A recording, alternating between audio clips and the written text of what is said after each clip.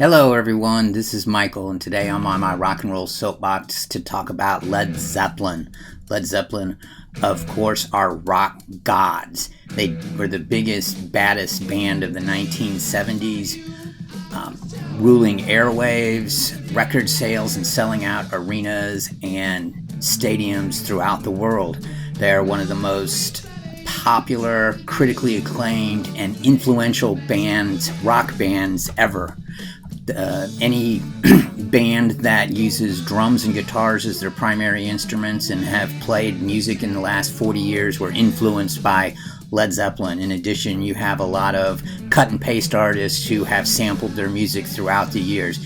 They are undisputed rock icons, and today we're going to take a look at their entire catalog of music, and we're going to give you our ratings, both every song, every album. Now, I grew up with Led Zeppelin. I was a little late to the game, and that by the time I was a teenager, they were near the very end of their 10-year active playing career. Nevertheless, they were hugely popular, and I could hear them on the radio all the time, and as a result, I bought all their albums and knew all their songs, and they were my favorite band as a young teenager. And they've remained a favorite of mine ever since. I still consider them one of my very favorite bands. Today we're going to take a look at their entire catalog of music, which consists of 8 full-length albums, which includes a single double album. It also includes a post-career compilation album. When we add it all up, we have 81 songs, which adds up to more than 7 hours of music. So we got a lot to get to. So let's take a look. The very first album, now Led Zeppelin, of course, emerged in the late 60s as part of the heavy blues movement that was really quite popular, especially in England in the late 60s. Think bands like Cream, Jimi Hendrix, the Yardbirds. The Led Zeppelin fit into that very heavy blues element. And one of the things that I think really stands out and makes Led Zeppelin the legends that they are is that while blues often played a core component of their music, they touched on so many genres of music throughout their career. We're talking blues, folk, country, funk, hard rock, kind of Renaissance, medieval mandolin type stuff. They were willing and able to play just about any genre of music they decided to attack. Now, the band consisted of Jimmy Page on guitar, Robert Plant on vocals, John Paul Jones on the bass, as well as the keyboard, synthesizers, piano, whatever you want to call it, and John Bonham on the drums. And it is not an exaggeration at all to say that each one of them is a legend in their own right. And to combine the 4 of them together and have them create what they did was truly one of those things that makes you believe in a god. Now, the first album was released in 1969, and you can see I give it an 89, which is a very high rating. If we look up here, we can see how I rate albums. With an 89 is almost a 90, so I'm calling it a true classic from start to finish, and has withstood the test of time. And not just Led Zeppelin's first album, but virtually all these albums that we're going to look at, you can say that they're classics and that they've withstood the test of time. So when we look at the album song by song, you can see that I've got 5 out of the 10 songs as 100s or 5-star ratings. And after that, we've got 3 more songs rated as 80s, and only a single song that is rated as a 60, which is a good song. You can see my ratings here that 100 is a song I'll enjoy the rest of my life, whereas a 60 is still a good song. No bad songs, no horrible songs here, and we're going to see that endures throughout this entire catalog. They literally don't have a single bad song, by my opinion. Now, I have to make a full disclaimer here about Led Zeppelin, because a number of the songs on this first album were not written by the band. Led Zeppelin's biggest controversy is the fact that they recorded a lot of songs and they didn't give credit to the people that wrote those songs originally. Led Zeppelin stole a lot of songs. they mostly stole from American blues musicians such as Howlin' Wolf, Blind Willie Johnson, Willie Dixon. It's somewhat shameful, really, that they did not give these artists credit, because in the 70s and 80s, a lot of these artists were still alive and struggling financially, and Led Zeppelin's failure to give credit to the original musicians who wrote these songs is really kind of unforgivable in a way. When I was young, I didn't really think, when I heard about these things, I kind of dismissed them. But as I've learned and matured and gotten smarter about these things, there's simply no question that Led Zeppelin was guilty of theft, and that their failure to give these artists credit originally was really bad. There's no covering, there's no glossing over that fact. Now, it's also true that it was Led Zeppelin's versions of these songs that people became familiar with and that everyone loves to this day.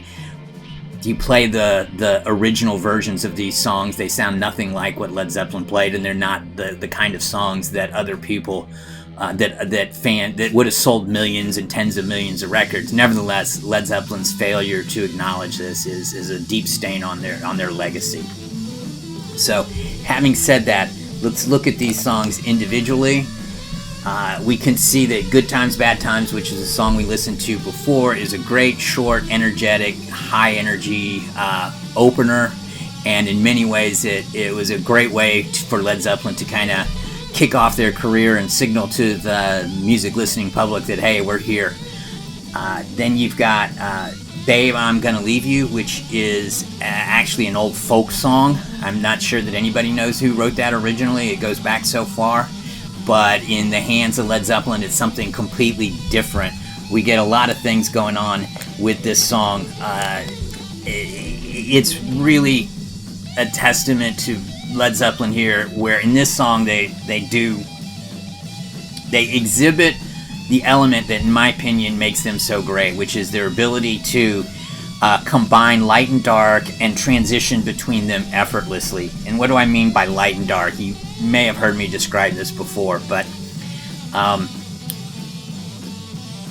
light and dark is loud and quiet. It's fast and slow. It's urgent and relaxed. It's spooky and relaxing. It's spooky and comforting.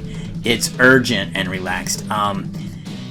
Music can be all of those things at one time or another, and bands that can touch on different elements and then transition between them effectively are usually my favorite bands, as opposed to, say, and I'm not criticizing these types of bands, I'm just saying it's different, but if you listen to a band like AC/DC or the Ramones, they're pretty much strictly, we're going to be a hard, fast band, like in the example of AC/DC.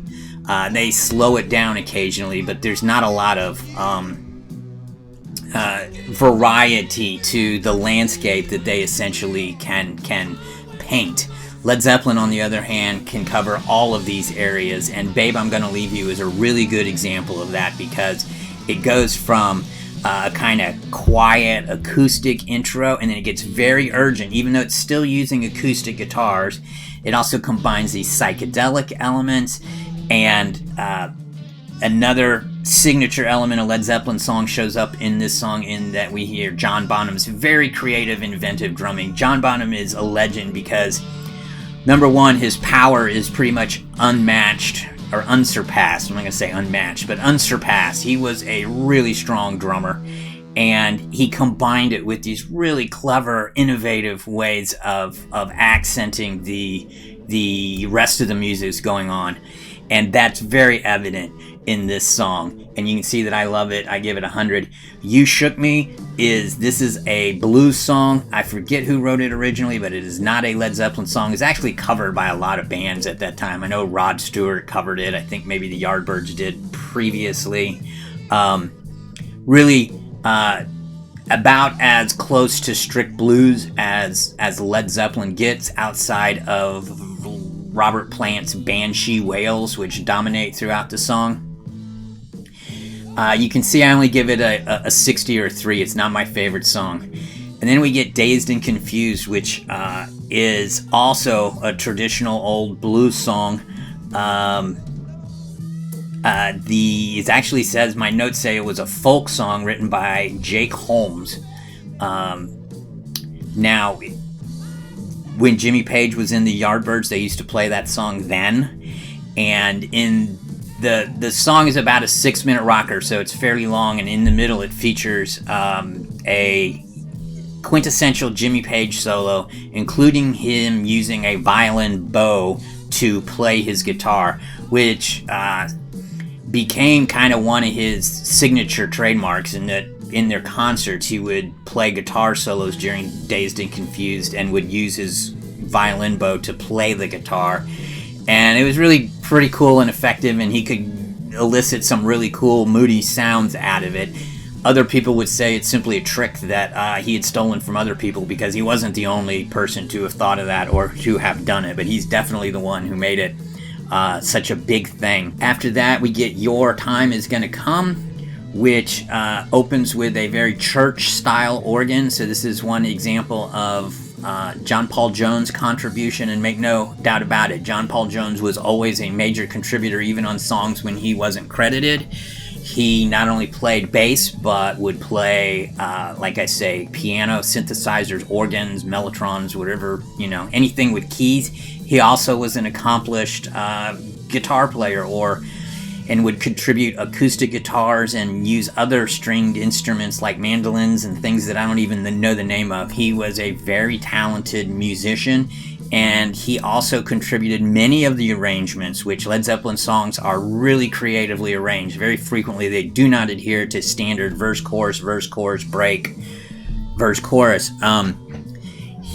He was an integral part of the creative process, and here on Your Time Is Gonna Come, we hear him start with the church-style organ, and then you get about a minute or two in, Bonham's drums come in, and I know that Jimmy Page on the guitar employs kind of folk guitar picking, and then he uses a pedal steel guitar, which is usually associated with country music.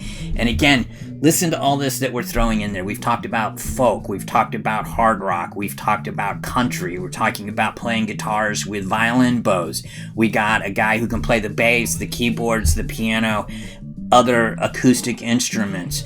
In this case, we have somebody playing a steel guitar. Just really, really talented guys doing a wide variety of things, and this first album captures a lot of it. Then we get a short 2-minute kind of acoustic piece from Jimmy Page called Black Mountainside. This was something that he had played in concert numerous times. He would often combine it with another song called White Summer, and so he would play a lengthy guitar solo called White Summer, Black Mountainside. I like it. It employs some, tabla drums or simple bongos or something, but it acts really cool. And then we get a true hard rocker in Communication Breakdown, which is about a 3-minute song. And this is as straightforward rockin' song as Led Zeppelin does. And when people call them a hard rock band, this is exactly the kind of song that they're talking about. Then we get I Can't Quit You, Baby, which is another blues standard. This one was written by Willie Dixon, has been recorded dozens of times over the years. I think on the original release, Led Zeppelin did give him credit for this one. I know he gave credit for one of the songs. And to be fair, over time, Led Zeppelin has given some of these artists credit, mostly under threat of litigation. But if you looked at the original LP releases, I think this one song, I Can't Quit You Baby, is the only one they credited to anyone else. Now, if you were to look at their releases, you'll see a lot of their songs credited to other people. And then finally, we get about a 8 or 10 minute sprawling blues piece called How Many More Times. And this is a combination of various things, bits of songs that Page had worked out with the Yardbirds. He again uses the violin bow. In the middle of, later in the song, after we have this kind of slow breakdown, it breaks into Robert Plant has these very cool vocal section. It's actually the song The Hunter. Here we have Page and Plant doing a really cool call and response where Page would play the guitar and then Plant would respond with vocals, and they would go back and forth. This was a device that they used many times, especially live in concert, with great effect. They were very good at it.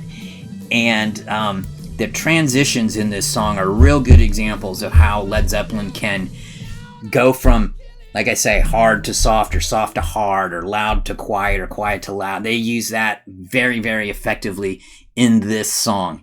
And the total result is a masterpiece debut album. You can see I gave it an 89, so I think I gave it an 89. Yeah, 89, so that's almost a true classic. And for a debut album, it's one of the very best in all of rock history. So let's move on to Led Zeppelin II, which came out the very same year, 1969. And this is kind of amazing to me, is that Led Zeppelin put their first two albums out less than 12 months apart. And this was not uncommon, and especially in the 60s, bands would put multiple albums out in a year. If you were to look at some bands, they might put 6 or 7 albums out over a 4 or 5 year period. In fact, everything that we're going to look at today in the catalog of Led Zeppelin, it was all released over only a 10-year period, and half of it came out in the first 4 years of that. So very creative, productive band during this time period. And Led Zeppelin II, you can see I give it an 88, so basically as strong as their first album. And when we break it down song by song, we can see that, again, we got 4 perfect, or not perfect, but 5-star songs, 100 songs by my rankings. Again, another 4 that are 80s, and only 1 song that isn't at least an 80, and that song is actually a drum solo. The album kicks off with a song that was a big hit for Led Zeppelin, Whole Lotta Love, which is a classic Jimmy Page guitar riff. And it's just a rocker, but then about 90 seconds in, it quickly transitions into this weird psychedelic break that goes on for quite a while, 45 seconds, maybe a full minute. And then it transitions to maybe the most iconic 15-second guitar solo ever. That solo is really remarkable how good it is, when it only lasts for about 15 seconds. And then we have a classic call and response section between Page and Plant. And we also have kind of the Led Zeppelin, especially in the early years, would bring almost like live dynamics into their songs. And that's what we have here at the end of Whole Lotta Love. It really does sound like a band playing in concert, and that's good. I like that element to them. Next is What Is and What Should Never Be. This is a completely, while it has a blues foundation to it, this is a completely unique Zeppelin song that features like phased stereo production, where they're using stereo to go from left to right very innovatively. It constantly is transitioning from loud to quiet and slow to fast. We get more slide guitar work from Jimmy Page. And at the end, we have a classic Robert Plant, almost improv delivery. One of the really cool things that I like about Robert Plant is his phrasing was almost always ad-libbed, meaning he might know the lyrics that he's going to sing, but his phrasing of them would be different almost every time he sang it. He would kind of change it all the time. In fact, I'd say the lyrics would always be the same, because a lot of these are these old blues songs. His lyrics oftentimes would be different than what was originally done. It might be in the same meter and have the same number of syllables and all that, but and that was common for blues songs to evolve like that. Somebody might write a song originally, but then other people would basically do the same song but add different lyrics that followed the same meter and such. And then we get one of my very favorite songs in the entire catalog, and is fairly obscure. It probably would not rank as favorites by most Led Zeppelin fans, which is the Lemon Song. This is, again, an old blues number originally written by Howling Wolf, and it was called Killing Floor. This song has so much going on to it, so I'm going to break it down. Number one, there are transitions out the wazoo in this song, and they are all just fantastic. It starts out as a kind of standard blues song, but about a minute and a half in, very suddenly they turbocharge it and they go to double time, and this is about a minute. They transition into this minute-long instrumental freakout where Jimmy Page, John Paul Jones, and Bonham are all just killing it. I mean, killing it. If you want to hear the musicians just rocking out and doing it very well, this section of this song is amazing. And I love how at the end of it, when they transition back to the slow kind of blues thing they were doing, Plant accents the transition with one of his classic high-pitched wails. And it all just works wonderfully. And then we have a section where they're back to kind of the standard blues, and then they slow it down, and it's a slow bluesy section where rather than showing off their instrumental prowess, you now have Page, Bonham, and John Paul Jones basically providing a backdrop while Robert Plant does a lengthy kind of solo vocal section that features him at his bluesy best. I love that section of the song. Then we get another call and response sequence between Page and Plant, and then that crescendos into another full-blown instrumental section where they're again just killing it on the instruments. This is absolutely one of my favorite songs. I'm never tired of listening to it. Specifically, I mean, both. There is a Jimmy Page solo after the kind of second or as part of that second instrumental for it. It's just incredible, and everybody just fabulous song. Then we get another unique Led Zeppelin song in Thank You. This is completely different than what we heard before. This is a ballad, a love song. The Robert Plant's it's got a kind of ethereal feel to it with very atmospheric synthesizer sounds coming from John Paul Jones, and the vocals are not powerful and loud, but instead relaxed and beautiful and almost quiet. Again, multiple transitions. We got ambient organ sounds that move into these mid-tempo acoustic guitars, and then it goes back to the ambient organ sounds.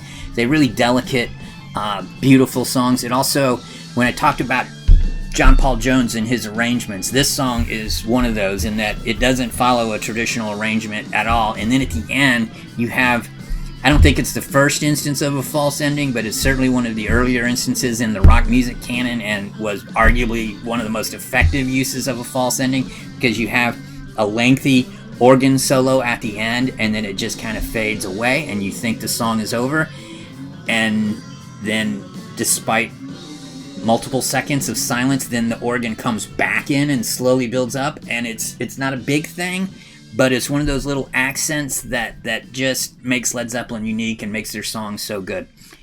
That finished side one of, the LP days. You had side one and side two. And then to start off side two, we have kind of a combo song, which is Heartbreaker and Livin' Lovin' Made. Heartbreaker is just a classic Zepp hard rock song. It's got a boogie element to it. And one of the notable things that I learned about this in my research is that Eddie Van Halen credits this song with inspiring his tapping technique, because he noticed that Jimmy Page was doing pull-offs to an open string. So normally when you do pull-offs, that means that you got your fingers, like you got 3 fingers on a string, and then you'll pull one of them off, and then you got another, and then you can do 3 of them in a row, and it goes da da da. Well, Page was doing pull-offs, but to an open string, and Eddie Van Halen took that and went with it and came up with his classic finger tapping technique. In the middle of this song, we have a outright Jimmy Page guitar solo. There's no other instruments being played. It's just him on a guitar solo. A lot of people credit this as being one of the greatest guitar solos ever. I'm not that big a fan of it. It's good. It's not, in my opinion, his very best. And then the song transitions seamlessly into the next one, which is Livin' Lovin' Made. Supposedly this is about a groupie who was a little bit overzealous and made the band uncomfortable. Supposedly Jimmy Page doesn't like this song, who's never played live. For me, I like it. I think it's really cool. It's a short, straightforward rocker. Next up is Ramble On, which again is a good example of Led Zeppelin combining all the elements that they have. This is kind of a folksy, acoustic guitar-driven song. It's got Tolkien-esque, it's got straight-out references to Tolkien, and the music often kind of reflects that kind of medieval, whatever, Renaissance vibe. It sounds Tolkien-esque, in my opinion. And they transition throughout this song between acoustic and electric guitars, between soft and loud. Soft and hard, quiet and loud. Just another classic Led Zeppelin song. And we have Moby Dick, which is a 4-minute drum solo. There's only about 3 minutes of drum solo. The song is actually bookended by very heavy full band. And I wish they had taken this song, because the intro and the ending has the full band playing, and that stuff's awesome. The drum solo in the middle is okay. It's not my... drum solos are rarely great things. And in this case, I don't think it's great. It's also notable for one of the things that I always thought was interesting about Bonham is he would be perfect. It seems like he'd be perfectly happy to just play skinned drums and rarely use the cymbals. I'm not sure he uses cymbals in this drum solo until about the final 20 seconds of it. And that's a good example. He would play lengthy drum solos in concert, and oftentimes you wouldn't hear a cymbal for large portions of it. And then the last song is Bring It On Home. This is another Willie Dixon song. The intro and the ending mimic Sonny Boy Williams' version, which had been recorded many years earlier, and that's why at the beginning and at the end it uses this kind of weird production techniques that kind of makes it sound older and like it came from another time. I have it as an 80 here, and I'm kind of... It's more like a 70 or 60. Maybe if I went back and redid these, I might give it only a 60. Not my favorite song. All right, so let's move on to Led Zeppelin III, which, as you can see, I give a 91. So that makes 3 consecutive albums to start the band's career that are, classics. And you can also see this came out in 1970, so it was, again, very shortly after their second album. So they've now produced 3 classic albums in less than a 2-year period. Let's go through this one by one. And again, we've got, in this case, 6 songs that I rate as 100 or as 5s, another 3 as 4-star songs, and then the last one is just a 3-star song. This album is really interesting because the opener, Immigrant Song, was quite a hit, and this is just hard rock. This is Led Zeppelin rockin' hard. And we've got classic Robert Plant Banshee wail. He's got the sound that I think has been sampled and used many times. You've got Plant singing about tales of Valhalla and Nordic warriors, and it is quintessential Led Zeppelin hard rock. And the last minute is basically Jimmy Page ripping off a classic solo. And then we get 2 songs that are fairly obscure. Friends and Celebration Day. Friends is acoustic, guitar driven, and is a very kind of happy, positive song. It's not an ironic song. It talks about needing to treat friends well. If you have a friend who's in need, you should try and help him, because you never know when you might be in that situation yourself. Both of these songs are good. Looking through my notes here. I'm sorry. And then Celebration Day is also a really... that's the song that's more of a positive. Friends, like I say, it's talking about you should treat friends well. Celebration Day is just that. It's a celebratory song. Very positive, sunny sound to it. And Plant singing, very positive lyrics. There's also a cool effect where there's two primary guitars playing throughout the song. And one is sort of kind of a heavy driving riff. And the other underneath guitar is got this kind of funky, sound going to it, and you almost, unless you pay attention, you wouldn't notice that second guitar sound. But it's the unique combination of those two together that give that song a kind of unique feel. And this highlights one thing that I need to point out is that Jimmy Page is a production genius. He produced, whether he was credited or not, I don't really remember. I think he's credited as being the producer on all their albums. But he's the guy manning the boards and making all these sounds, because they really created a lot of really cool sounds in the studio, despite the fact that they were at heart a live band. And then we get one of the band's classics, Since I've Been Loving You, which is pure Led Zeppelin hard blues. This is a Led Zeppelin, like I say, Led Zeppelin classic. They played this song, I believe, in every concert they ever played after the release of this album. And it is a workout for both Jimmy Page on the guitar and Robert Plant's blues vocals. His delivery, his phrasings, never the same in this song. You could listen to all the different live versions, the bootleg versions, and his phrasings are constantly changing. Even the lyrics that he sings are changing. So you never really knew what you were going to get with Robert Plant with a lot of his songs. And then we get a song called Out on the Tiles, which is also fairly obscure and that I did not know was written by John Bonham. And that kind of makes sense because the drums are kind of out front here and they're very clever. And this is kind of a hard rock song, pretty typical of the early 70s. Now that finished side one, and I can tell you that as a child, as a teenager, when I first got Led Zeppelin III, none of these songs on side two, which consist of Gallows Pole through Hats Off to Roy Harper, I didn't know any of those songs. So when I played side three at first, all of these songs, the first four especially, are acoustic. There's almost no electric guitars found, and the acoustic elements are the primary thing. So Led Zeppelin, who many people called a heavy metal band and who was renowned for hard rock, their third album, almost the entirety of side two consisted of acoustic music. And that blew my mind when I was 14 or 15 or whatever, when I first realized that and was listening to Led Zeppelin III. Individually, Gallows Pole is a traditional folk song, I believe. Let me make sure here. Yeah, very old folk song that isn't credited to anybody because no one knows where these lyrics really came from.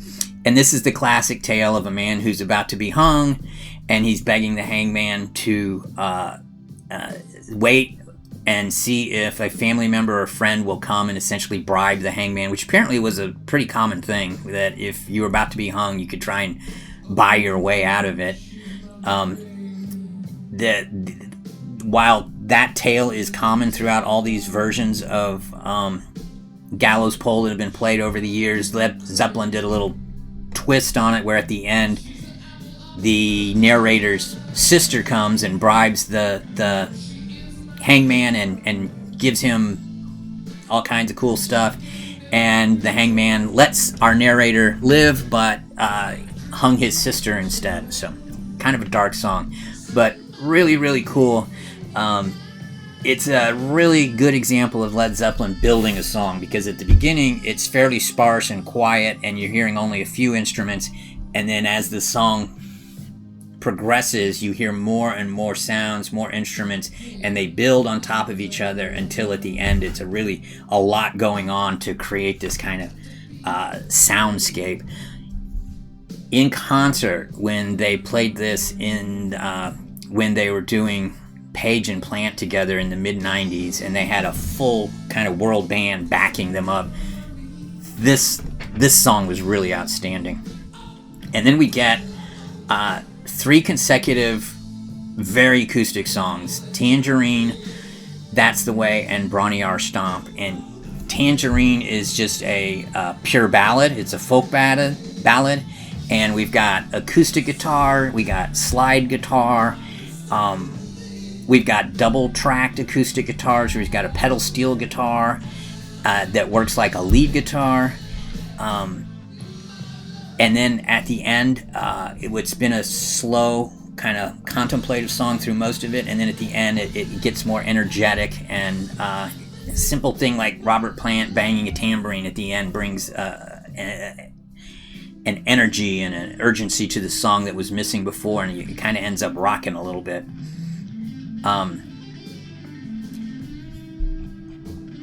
That's the Way is another kind of acoustic romp, and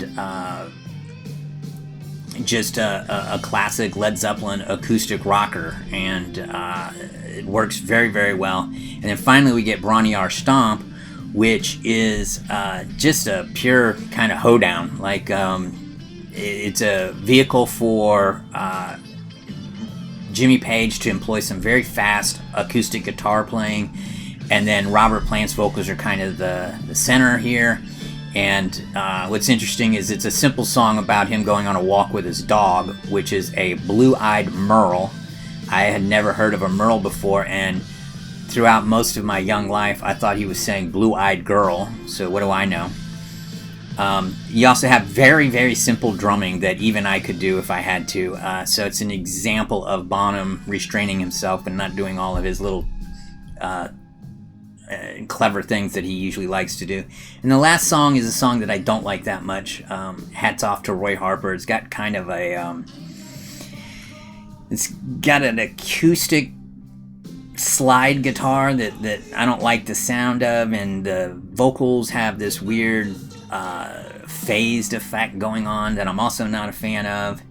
And if I were to rate a Led Zeppelin song as less than 3, as a 2, this would be probably the closest to it. And it was kind of a disappointing ending because, as you can see, the first 4 songs of side 2, from my perspective, that's about as perfect as a side of music can be until that final song. And so when we look at in totality now, Led Zeppelin has released 3, classic albums in just a very short period of time, and unbeknownst to the world, they were about to drop one of the most iconic and critically acclaimed and commercially successful albums of all time in Led Zeppelin IV. Led Zeppelin IV came out in 1971, and as we're going to see, it contains a plethora of classic rock songs, including one of the, well, we'll see when we get there. Let's look at them individually. The album kicks off with Black Dog, which begins with a cappella Robert Plant singing in his most overtly sexual tones available, which Robert Plant can sing overtly sexual songs about as overtly sexually as any singer ever. It kicks then into a very funky, grooving, again, they use a start and stop methodology approach, and this is a very grooving song. If you don't move to this song, I don't know. It's got one of the best grooves of any of the Led Zeppelin songs. Very cool creative drumming from John Bonham throughout this song. A lot of drummers would have relied on a pretty straightforward 4/4 approach here, and he does not. He keeps it really quite tricky, and they actually engage in a number of time changes that are really, really quite clever. One of the most iconic songs in the entire Led Zeppelin catalog. After that, we have Rock and Roll, which is a very fast rocker. I have to admit that I actually prefer the live version that shows up on the Song Remains the Same over the studio version, partly because I just don't like the sound of the guitar, and the production on this song is a little tinny, which is why I give it an 80 instead of a 100. Still a really great rock song. I need to note one thing. In that song, there is some very fast kind of 50s style piano elements to it. In this case, it's not John Paul Jones on the keys. It is instead Ian Stewart, who was originally one of the original members of the Rolling Stones and has contributed to a number of bands throughout the 60s and 70s.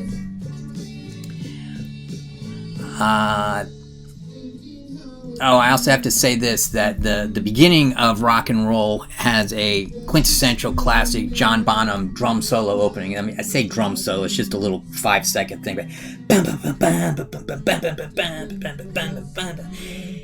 I love that drum thing, and it needs to be pointed out that Bonham probably doesn't get enough credit for his influence on the creative process of the whole Led Zeppelin catalog.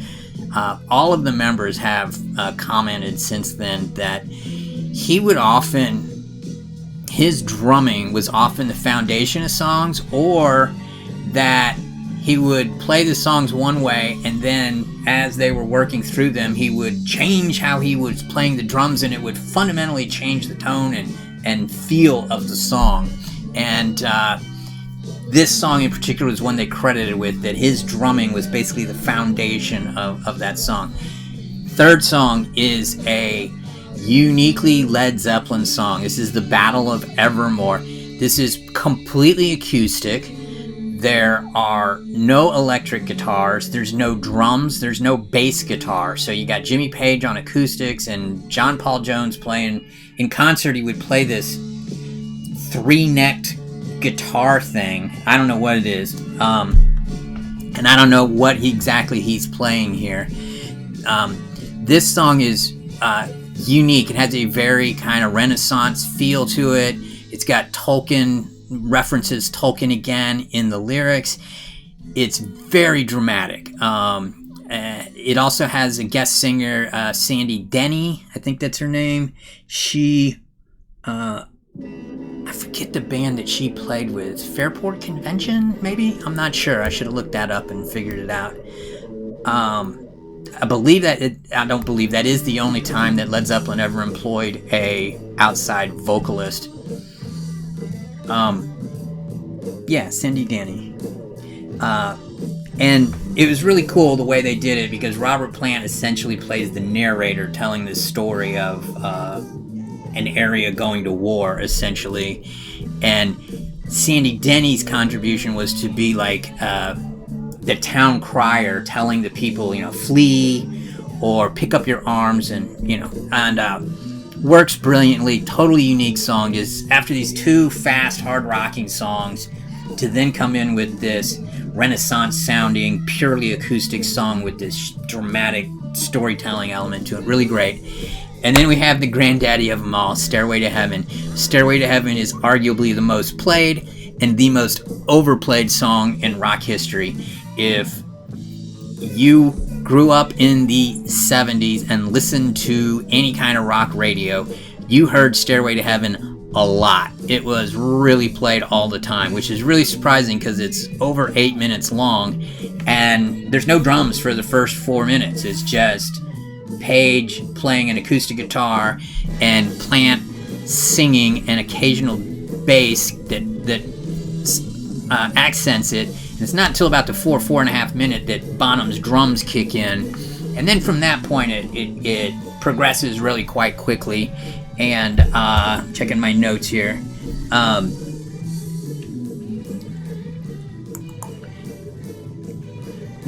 then, it builds and builds until you have the Jimmy Page guitar solo, which is iconic and lasts for quite a substantially long time. And it really is a tremendous, great guitar solo, and it really shows how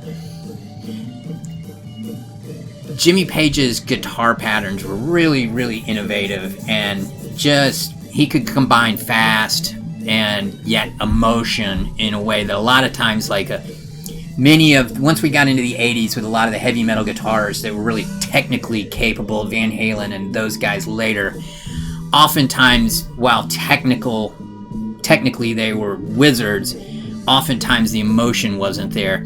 Jimmy Page combined fast guitar playing. He wasn't always the cleanest. He could be sloppy at times. But this is a good example of him doing that, where it's a fast guitar solo, but it also has a lot of emotion and feel to it. Alright, we then get to my least favorite song on the album, which is Misty Mountain Hop, which, despite Misty Mountain, of course, is like from Tolkien again, from the Misty Mountains, has nothing to do with anything Tolkien. It's mostly about a bunch of hippies going to the park and their escapades while they were there. I liked this song when I was younger, but I don't feel it has withstood the test of time nearly as well as most of their other songs. Again, not one of my favorites. We then have, and by the way, that was first song on side 2. Second song is Four Sticks, named Four Sticks because John Bonham used 4 sticks to play the drums. This was apparently a very difficult to play song for the band, and they only played it live once. Has kind of a grungy guitar sound to it, which, again, a double track guitar where they would use, like, one was this kind of grungy sounding guitar combined with an acoustic guitar, and that was a technique or device that Page used a lot, and it was really quite effective. This one is not as favorite of mine either. If I were to regrade this, I might give it a 3. It's probably more like a 3.5. Again, I tend to grade up. Then we have a pure acoustic number in Going to California, which is a ballad and a love ballad, and again, no drums. Fairly basic kind of folk song. And then the last song is When the Levee Break, which has one of the most iconic drum sounds and drum openings of any song ever. This is an old blues song. It talks about the 1927 flood in Mississippi and Louisiana, which a number of artists have written and sung songs about that event. I like the hypnotic kind of droning effect that this song has, and then those drums, which really one of the most muscular drum sounds you'll ever hear on an album. It really carries this song. Alright, so again, looking back now, that's 4 consecutive true classic albums, and at this point Led Zeppelin were just rock royalty. They were worldwide superstars, and they could pretty much do anything they wanted. And so it took them a little longer before their next album came out, which was HouseOfTheHoly, came out in 1973. We're going to look at that in detail here. With HouseOfTheHoly, we see the band expanding beyond the hard blues, acoustic, and folk sounds that had dominated their first 3 albums. And here they're going to not only be exploring different genres of music, but they're also going to be employing what I would call experimental production techniques that, in my opinion, didn't always serve them best. We're going to talk about that on a few songs. Specifically, Plant's vocals sound really tinny on a number of songs, and honestly, there's several songs that the live versions were significantly better than the versions we hear on the studio album here. Nevertheless, the songs are really, really solid.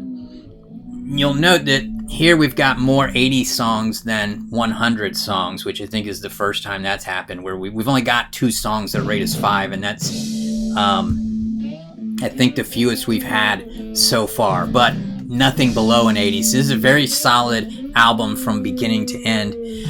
The 2 songs that kick it off, the Song Remains the Same and the Rain Song, are classic Led Zeppelin songs. The Song Remains the Same is really, really cool. It's very fast throughout, and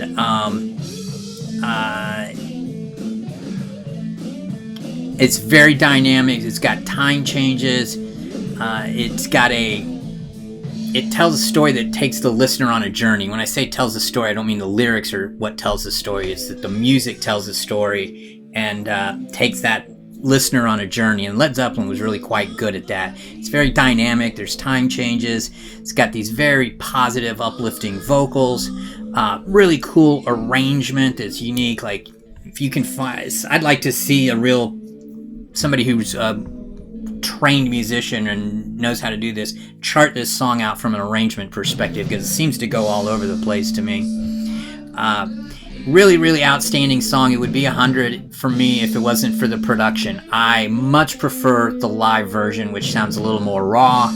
And for a high energy, fast song like this, I think that rawness serves it better live. And then in concert, this song would always segue into, well, not always, but in The Song Remains the Same live version, it would segue into the Rain song, which is a ballad song. Also has just a really, really creative arrangement, and got a very kind of ethereal feel on the studio version.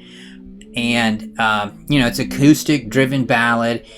They have an orchestra playing in the background on it, and it just doesn't sound great, in my opinion, as an orchestra. It sounds like a tinny version of an orchestra. The centerpiece of the song, in my opinion, is Robert Plant's vocals, but again, I feel like the live version is much, much better. Plant's vocals on the live version are a powerhouse. Here, I feel like the production undermines his vocals and makes them sound weak and tinny, and just, it doesn't serve the song that well. Again, it's an 80 because the song itself is so good. It would be 100 if it had good production, but those first two songs, The Song Remains the Same and the Rain song, are really tremendous songs that I just feel the production undermined them. Then we get to Over the Hills and Far Away. This was an instance, number one, this is just an awesome song from beginning to end, but it begins with a quiet acoustic intro that then transitions into a hard and fast driving rock song. And I don't want to say Led Zeppelin was the first to do this, but boy, was that device of the 30 or 45 second quiet acoustic intro that then kicks into a 3 or 4 minute rocker.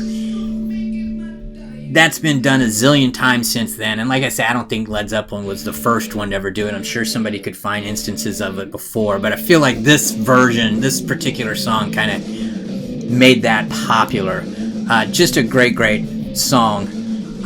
Then we get The Crunge, and this is an instance of Led Zeppelin stepping outside where they're trying funk in this case, and there are a lot of people that kind of mock this song because Led Zeppelin doing funk, and if you're a funk fan who liked that kind of music and then you heard Zeppelin doing it, I could understand how you could dismiss it and not like it.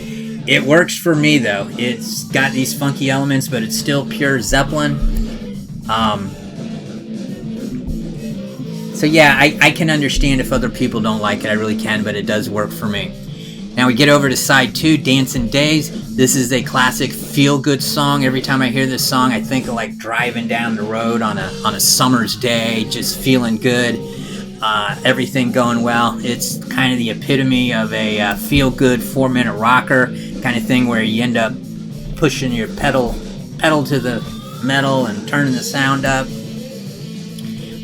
After that, you get Do Your Maker, which I look at it now, I'd probably give it a 60. Maybe it's a little overrated here. This is Led Zeppelin's attempt at reggae, and I have reggae in quotes because it really isn't a reggae song, and Bonham's drums just are not a reggae pattern. At least to my ear, they don't sound like a reggae pattern. And Plant's vocals are kind of embarrassing for somebody attempting reggae music. But again, if you don't think of it as a reggae song, if you just think of it as a Led Zeppelin song, and them kind of stepping outside their power blues, acoustic rock, hard rock foundation, I think it works, and I like it for that reason. Then we get No Quarter. This is the third song. This song is awesome. It's atmospheric and moody, and it's got Robert Plant singing about Vikings trekking through dangerous, snow-ridden, mountain. I don't say mountains, but close the door, turn out the lights. You know they won't be home tonight. The snow drives back the foot that's strong. Really, really cool song, but moody. But it works better live. Again, in my opinion, it just live version is a little more raw, and yet the mood is better. It's more oppressive, more ominous sounding. But again, it also features John Paul Jones' organ, which dominates kind of throughout the song. Really, really cool transitions throughout. Again, takes the listener on a journey. I just like the live version better. And then we end with another classic Led Zeppelin hard rock song. In this case, I give it a 5 with The Ocean. And what I did not know until doing a little research for this little project is that The Ocean refers to the sea of hands that Robert Plant would see from on stage, which I think that's pretty cool. Also, I really like the ending when the band kind of kicks in and is doing a kind of 50s style doo-wop sound. It's got this kind of double time beat, and it's fast, and I think they got a piano jam in there at the end. I could be wrong about that, but classic Led Zeppelin rock song. And so overall, we have another just classic Led Zeppelin album. This is now 5 in a row to start their career off. So through 5 albums, they basically have done no wrong, which is truly astounding. I noted earlier that Led Zeppelin was putting a lot of albums out in their first few years, but you notice there was a 2-year break between Led Zeppelin IV and House of the Holy, and then there was another 2-year break between House of the Holy and the next album. However, the next album is notable because it's a double album, which in the 70s releasing double albums was very ambitious. The record companies didn't like doing it because they thought they wouldn't sell as much, and it took a band of Led Zeppelin stature usually to get the okay to release a double album. I'm sure today the record company is happy they agreed to it. Although I think at this point the record company was Led Zeppelin's own record company, Swan Song. I think with Houses of the Holy they transitioned from Atlantic Records to their own label, Swan Song. So I guess the band didn't have to get an okay. The reason they did a double album is that after going into the studio and recording, they had enough material to fill 3 sides of an album. And then what they did is they went back and utilized some songs that had been left over from some previous recording sessions and filled out side 4. And the end result is freaking awesome. This is a tour de force of an album.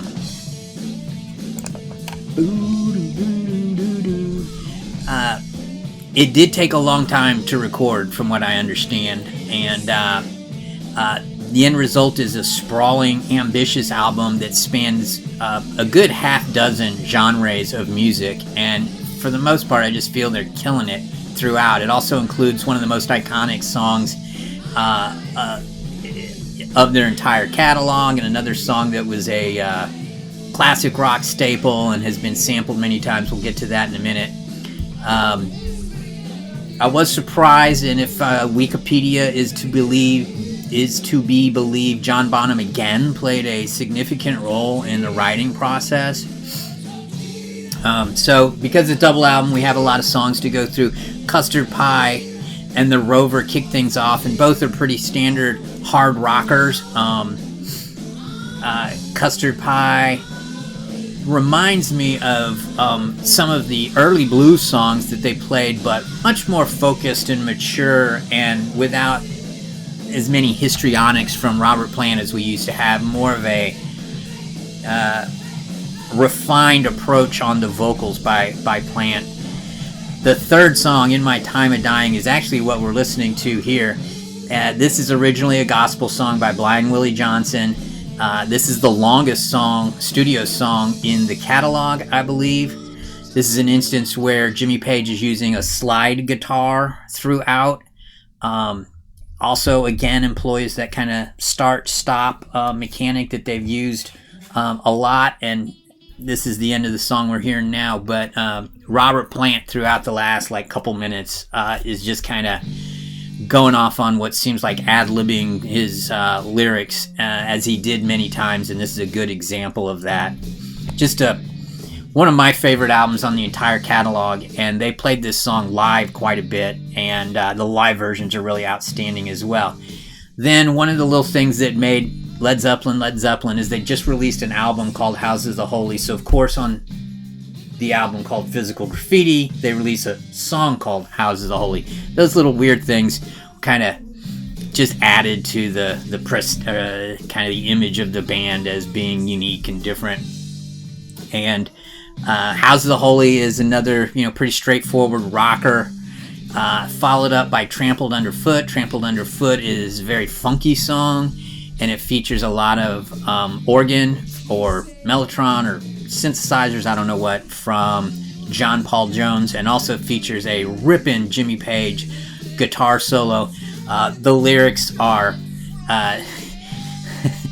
Robert Plant using automobile metaphors to talk about sex, which I'm not sure there's anything more rock and roll than using automobile metaphors for sexual activities, but it all works. It's great, fabulous song. And then finally, the closer on side 2 is Kashmir.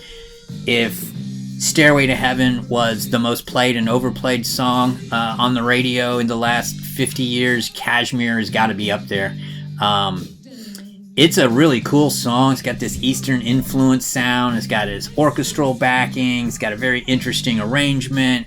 Again, it takes the listener on a journey. It's got these cool lyrics about traveling in the, through Kashmir. And I know this song has been sampled a lot. The dun dun dun dun dun dun dun dun. I've heard that on various modern songs, so I know it's been sampled a lot. You hear it at sporting events. It's been on commercials. It's an oversaturated song, and I can understand why there are many people who, if they never hear it again, would be just fine. Nevertheless, it's a tour de force song that deserves all the accolades and attention that you get. And those are the first 6 songs. Side 2 in particular, HouseOfTheHoly, Trampled Underfoot, and Kashmir. I always thought that was a perfect 20 minutes of music, but I actually like sides 3 and 4 a little better, to be honest. In the Light is one of the most underrated songs in the Led Zeppelin catalog. It starts with a very cool, extensive use of organ by John Paul Jones.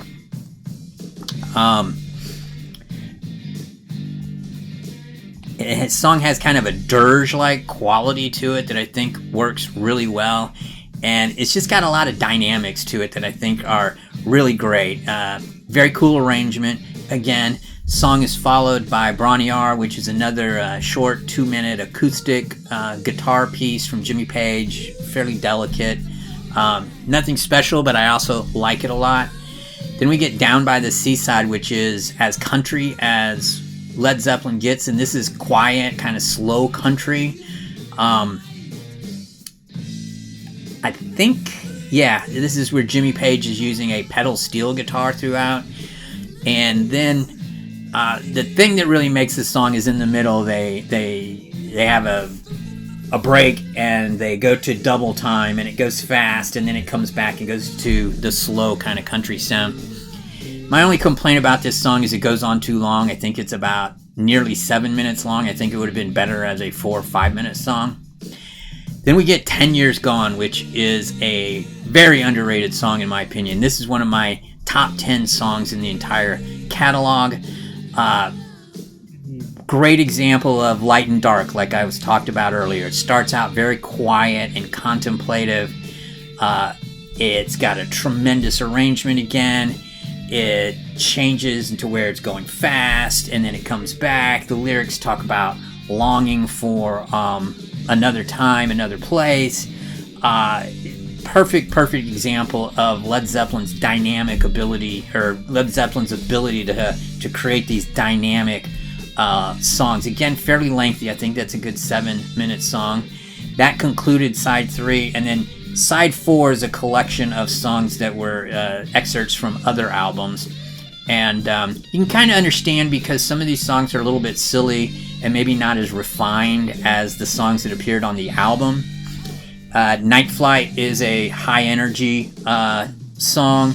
has a classic, unique drum pattern from John Bonham. The Wanton song is a classic hard rock song. You have adenoidal, lyrics from Robert Plant. He's doing his high-pitched bit here. Boogie with Stu is one of those songs that you either like or you don't. I love it. It's almost rockabilly, rambunctious. It's piano-driven. The lyrics, Robert Plant's just being silly, and yet I love that song. I'll sing along and just have fun with that song every time it comes on. Black Country Woman is old classic blues, country blues. Very simple from the guitar to the drums to the arrangement. And it's a good example of Led Zeppelin taking something that is simple and yet make it compelling. And then the final song, Sick Again, as you can see, is my only 3-star 60 rated song on the album, and it's pretty generic in my opinion. It's a straightforward rocker. But again, look at this. We've got, I don't know how many songs that is. What is it? We got 3, 6, 10, 15 songs, and all of them are 4-star or 5-star songs. Only the final one, Sick Again, is not. So, double album. Absolutely pure brilliance in my opinion, and we can see now, going back and looking overall, that is now 6 consecutive albums, 7 LPs worth, because that was a double, and they've killed it every single time. They are basically, we've had no 2-star songs, no 1-star songs, and very few 3-star songs. The entire catalog is almost all 4 and 5 stars up to this point, and let's keep going. Now, as I've noted, PhysicalGraffiti came 2 years after HouseOfTheHoly, which came 2 years after Led Zeppelin IV, and yet it was only a year later that the band released Presence in 1976. The reason for this is Robert Plant was involved in a car accident that really messed up his ankle, and he was put up for a while, and so he and Jimmy Page got together, and they wrote almost every song on this. I think John Paul Jones gets one writing credit on this song. This is very much a Jimmy Page, Robert Plant album, and they wanted to get back to their hard rocking roots, and as a result, this is a dark, all-electric album. There's no acoustic guitars to be found anywhere on here, and there's not a lot of keyboard work either. This is their most heavy, most guitar-oriented album, and it was it did not do as well commercially as their previous albums, and yet you can see I still give it an 86. But I do know that a lot of Led Zeppelin fans don't think of it as highly as all of the rest of the early catalog. We'll see when I compare my ratings to some others here at the end of this video. I like this album a lot still. It is dark, it's oppressive. It doesn't have the dynamics that many of their other albums have. It's more one-dimensional because it's all electric guitar, and there's not a lot of John Paul Jones influence on it. The album kicks off with, I believe, their second longest song, which is Achilles' Last Stand. This is a very chugging, epic, heavy song. It's got fast, hard rock elements. I really love when the band gets into it and they get to the part where the drums and guitar are really working together. And Robert Plant's vocals on this are really great as well. After that, we have another one of my favorite. I should, at least show the songs that we're talking about here. For Your Life is another 5-star song. Again, this features very bluesy guitar work. They again use the stop and start mechanic that they've employed through a lot of their songs. Again, effectively it works, so why not use it? I think that's a really underrated song. I was happy that when they did their the one-off concert in 2008 at the O2 Arena in London, that they played this song live because they had never played it live before, and I think this is one of their really great songs. Royal Orleans is this is the only song that has a songwriting credit that isn't Jimmy Page or John Paul Jones. It's a really short song. It's only like 3 minutes long. They again use this stop and start mechanic that works for them so well. Supposedly this is about a hotel that they like to stay at when they were in New Orleans, and about going to a gay bar and a man picking up a drag queen and not realizing that it was a man until the next morning, and being somewhat shocked that he'd spent the night with a man, which is kind of an interesting concept for a song. Then we get the song we're listening to now, which is Nobody's Fault But Mine. This is an old Blind Willie Johnson song, originally written way back in 1928, which means that as of today, it's almost a 100-year-old song. This involves, as you can hear, yet more stop and start action. Fairly lengthy song. It's more than 6 minutes long.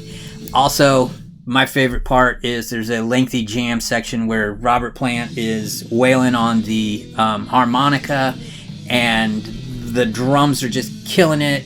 And honestly, they're rocking throughout this song from beginning to end. Candy Store Rock is probably the most obscure song on their most obscure album. It's only about 4 minutes long. Really straightforward song that has kind of a funky beat to it.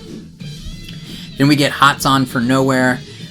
This kind of a hippy-dippy tra-la-la-la-la-la-la song with Robert Plant at his hippiest, dippiest best. Very good song. I mean, it works. It's relatively short. Nothing super remarkable about it. And then we get the one blemish on this song. We have T for One, which is a lengthy, I think it's 9 minutes long, blues. This is old school blues. It's really slow. And you could tell they were going for a Since I've Been Loving You kind of vibe to this song. But it doesn't work in my opinion. I have it as a 3. If I'm being honest, it's probably more like a 2. I don't listen to this song very often. Of all the songs in the studio catalog of Led Zeppelin, this is probably the song that I listen to least. I could tell what they were trying to do, and I feel like they didn't get there, and then they made it 9 minutes long, so it doesn't work for me. So if we were actually to look at this, that 86 would probably be more like an 80 or something like that.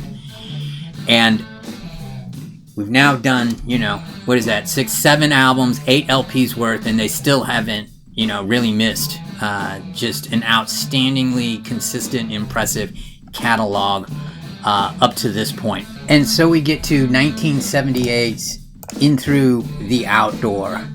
This is a very different album than Presence, and frankly, at this point, the Led Zeppelin camp is kind of broken into 2 groups. On the one hand, we have Robert Plant and John Paul Jones being relatively sober, and they would be going into the studio and recording during the daytime, whereas Jimmy Page and John Bonham were struggling with some addictions. John Bonham was a heavy drinker at this point, and Jimmy Page was addicted to heroin. And they tended to not be too present during the daytime sessions, and instead would come in late at night and add their contributions then. So you have a bit of a fragmented band at this point. Also, it's John Paul Jones and Robert Plant doing the bulk of the writing. John Paul Jones has many more songwriting credits on this album than he traditionally has. And you can hear it throughout, as the album is completely different than what we had on Presence, which was Jimmy Page's very guitar, heavy rock, electric guitar oriented. On InThroughTheOutDoor, we have a much more wider palette of sounds, with lots of keyboards and synths and mellotrons playing prominent roles. So let's look at the, and you can see that I give this album a 77, which is still, just below outstanding, but a full, 10 points just about below anything the band had done before. So while not a bad album, it's not up to the same standards that they had previously achieved. When we look at the songs individually, as we go through these, like I say, you're going to see that a lot of them involve a lot of keyboards and piano and things like that. So the album opener is In the Evening, which is kind of about a 7-minute rocker. It's synth driven. That's the key sound that you hear, is this repeating synth number.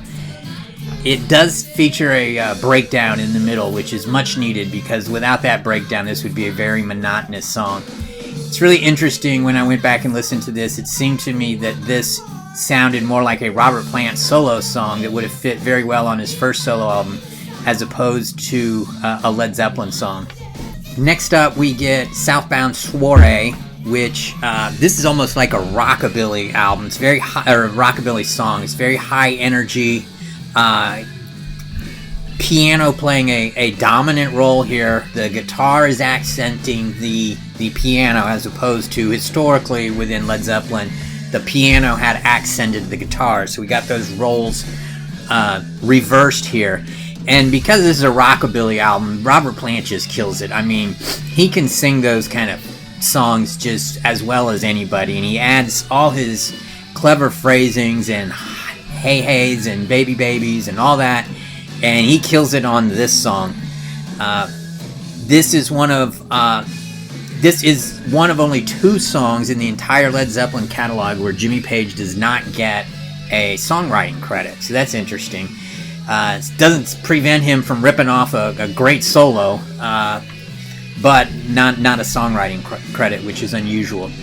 Then we get Fool in the Rain, which is again another piano-driven song. This is a very shiny, poppy sounding song. Was a significant radio hit. There is a very cool break in the middle of it where they go double time, and it has almost this Caribbean kind of sound to it that is really cool and really adds a kind of dynamic flourish. And that's those little accents. Led Zeppelin was really great at adding those to their songs, and it really makes their music overall have a bigger palette of sounds and kind of ambiance to them. Finalizing side 1 is Hot Dog, which is kind of a country rocker. Has a rockabilly country sound to it. The lyrics, if I'm to believe them, inform me that a girl in Texas stole Robert Plant's heart as well as his pickup truck, as happens sometimes. It's good, high energy rockin' song. I like it a lot, again, because it's kind of a rockabilly song. Robert Plant's vocals are great. He does use this effect where his vocals are double tracked, and the combining of those double track vocals creates a really good effect. Opening side 2 is the 10-minute long Carousel Hombre, one of the longest songs in the entire catalog. I'm surprised I have this as an 80 here, because I feel like it's more like a 3-star song. Heavy use of synthesizers from beginning to end. It does have a really cool transition right around the 4-minute mark. I will say this, I've listened to this song many times, and if you can decipher the lyrics without having to go to a lyric site, well, you're better than I am, because I don't know what the lyrics are telling me. Next up was the album's big single, All of My Love. This is unabashed commercial ballad stuff. It's very synthesizer heavy. It's meant to be a love song from Robert Plant to his deceased son Carrick, and it's very syrupy. Not my favorite song. Again, they do add a pretty cool instrumental section in the middle that without that this would probably be a 2-star song for me. And finally, the final song, this album was the last album that Led Zeppelin created while they were an ongoing entity and prior to John Bonham's death in 1980. And so I'm happy that the final song is a 100 or 5-star song. It's I'm Gonna Crawl, which is really unique and cool. Again, synthesizer heavy. It opens with the synth sounding kind of like a orchestra or symphony for a like a 60s pop song. And then it segues into a very kind of slow burn blues song. And it's really a vehicle for Robert Plant to do his bluesy best. He provides, actually, now that I think about it, throughout this entire album, Robert Plant is just killing it. He's basically, I guess, Carousel Ombre and In the Evening I'm not too excited about, but the other songs, Robert Plant is just great throughout. And right around the 4 minute 40 second mark of I'm Gonna Crawl, he lets loose with one of his patented wails. And then the song ends with him doing a pretty cool, typical Robert Plant kind of ad-libbed phrasings and ad hoc deliveries that are uniquely him. And it is for those reasons, a quintessential Led Zeppelin song to end not only the album, but also the last album while they were an ongoing entity. And that gives us now 8 releases covering 9 albums, and they're killing it throughout. Okay, now we're going to look at the last album, which was a post-career release that combined songs from lots of their previous albums. And as you can see, I gave it a 78, which is even better than InThroughTheOutDoor, so I actually like it a little bit better than that. This is a real hit and miss affair. You can see it's really the ending of the album. The last 3 songs on the album are really strong, whereas the first 5 we got 4 3-star songs and only 1 that's an 80. Let's go into this one by one. We're Gonna Groove is a hard bluesy rocker from the very beginning of the band's career. They used to open concerts for this very early in their career.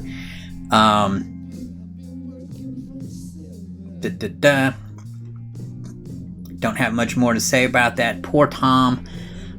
This is from Led Zeppelin III, an outtake from Led Zeppelin III, and it kind of sounds like that, as it's got kind of a folksy groove to it. The drum pattern drives me insane. I don't like it, and as a result, I'm not a big fan of Poor Tom. Then we get I Can't Quit You Baby, and when the album Coda was originally released, the liner notes said this was recorded during sound check from one of their shows. I've since then read that it's actually from a live version performed in front of an audience. However, and then the audience sounds were stripped out. However, I don't know which version's true. I don't know which of those is accurate. What I do know is it's not significantly different than any version that you can find on numerous other Led Zeppelin releases, whether it was their first album or the BBC live tapes. There's nothing particularly unique or brilliant about this version. Then we get Walter's Walk, which is from the HouseOfTheHoly sessions, and I can understand why they left this out, because it's simply not as good a song as any of the songs that was included on HouseOfTheHoly. And so I get why they didn't include it originally. It's not a bad song, it just doesn't really do anything. It's not special in any way. It's kind of lacking in ambition. You can kind of say the same thing about Ozone Baby, which is from the InThroughTheOutDoor sessions. Again, I can understand why they left it out. It's not as good as most of the songs on that album. But then we get the final 3 songs, and all of these are really good. Darlene is just a fun, romping rockabilly song that has a lot of piano to it, and this is my favorite song on the album. We listened to it earlier. It's got a really cool outro where the band's just rocking out throughout while Robert Plant does his kind of ad-libbed vocals over the top, and it's classic Led Zeppelin. The one thing I would change on that song is they're rocking. You got John Paul Jones going away on the piano, Jimmy Page ripping on the guitar, and Bonzo doing the drums, and they're just great instrumental. That they're killing it. And then it just fades out, and I don't like fade outs in general, but those are the worst kind in my opinion. When you got a band that's going at it, I want to hear where that instrumental goes. I want to hear how it ends. I don't want to hear a fade out that leaves me going, I wonder where that song went. That's my only gripe about Darlene. Then we get Bonzo's Mantra, which is a drum solo from beginning to end, and much more interesting and dynamic and well crafted than Moby Dick. It's really quite complex, and the one thing that does add a little flavor to it is Jimmy Page adds these kind of harmonics effects. It creates what kind of sounds like a steel drum on top of the Bonham's traditional drums, but this has a real arrangement. This is a musical piece, and it's got a real arrangement to it. It's a real song, and I like it. As far as drum solos, studio drum solos go, this is a really good one. And then we get Wearing and Tearing, which is also from the InThroughTheOutDoor outtakes, and they should have put this song on the album. This is the hardest song from those InThroughTheOutDoor sessions, and it's a real ripping rocker. And I would have dropped Carousel Ombre and added Darlene and Wearing and Tearing to InThroughTheOutDoor. I think that would have made that a significantly better album. But overall, in terms of a post-career release, Coda adds a couple good, Zeppelin's career is better with Darlene, Bonzo's Mantra, and Wearing and Tearing. The rest of the songs, if we'd never seen the light of day, I don't think anybody would have missed those too much. Alright, so now we've seen the entire Led Zeppelin studio catalog, 9 releases, 10 LPs, 81 or 82 songs, I forget what it is. Let's see how my grades compare to those from the Progressive Music Archives site. I've mentioned this site many times. It's an aggregator site, so we're seeing the grades that lots and lots of people, if you were to average their grades, here's the scores what you give. And what we see is I have higher grades than the Prog Archive site for every single album. But you can also see that up through PhysicalGraffiti, our ratings are not much different. About the biggest difference is Led Zeppelin III, which I give a 91, and the Prog Archive site only gives an 80. Otherwise, the variance between my score and the Prog Archive score is not significant. But the final 3 albums, you can see the Prog Archive, I have a much higher opinion of the final 3 albums than the folks at Prog Archives do. Specifically Coda, they're giving it like a 50, and I've given it a 78, so almost a 30 point difference between what they think of it and what I think of it. And I can get that because Coda is kind of an odds and sods compilation. They also don't like InThroughTheOutDoor, which a lot of Led Zeppelin fans don't. They didn't like the change in sound and the keyboard, piano heavy and more poppy sound of that album. And then Presence as well. They're not as they don't feel as good about that as I did, though the difference between my score and their score is a little bit smaller there than with the other albums. Alright, then there's another site, which is the sister site of Progressive Archives, which is called Metal Music Archive, so you should have a harder audience, you'd think, with a more metal-oriented impression. But their grades are almost identical to those you find on Progressive Archives, so they're not significantly different. And so overall, you can see that whether it's me, the Progressive Archives audience, the Metal Music Archives audience, for the first 6 albums or so, everybody's pretty much agreed that these are all just classic rock albums and deserve their exalted status as rock music icons. And then there's some difference on the final 3 albums. Alright, I wanted to show this one last chart because I think it illustrates something, and let me walk through it. What you're seeing here is, for each album, you can see how many songs I've graded as either a 5-star song, which is blue, a 4-star song, which is green, or a 3-star song, which is yellow. And we have no colors for either a 2-star song or a 1-star song because there are none. Now, I mentioned there were maybe 2 or 3 songs that if I thought about it, I might give a 2-star instead of a 3-star today. But this is a rare type of chart in that just the sheer volume of 5 and 4-star songs with almost a complete absence of even 3-star songs. I mean, we add up all the 3-star songs. Across their first 5 albums, there were only 4 3-star songs. And actually, across their first 7 albums, there's only 6 3-star songs. Basically, all 5s and 4s, you know, on the first 6, 7 albums. You can see that the final 2 albums, you could see fewer 5 stars and much and significantly more 3-star songs. And of course, my grades were higher than what a lot of other people's were. All right, so that is it. That is Led Zeppelin, the entire studio catalog. I hope you enjoyed it. If you did, I encourage you to give me a like.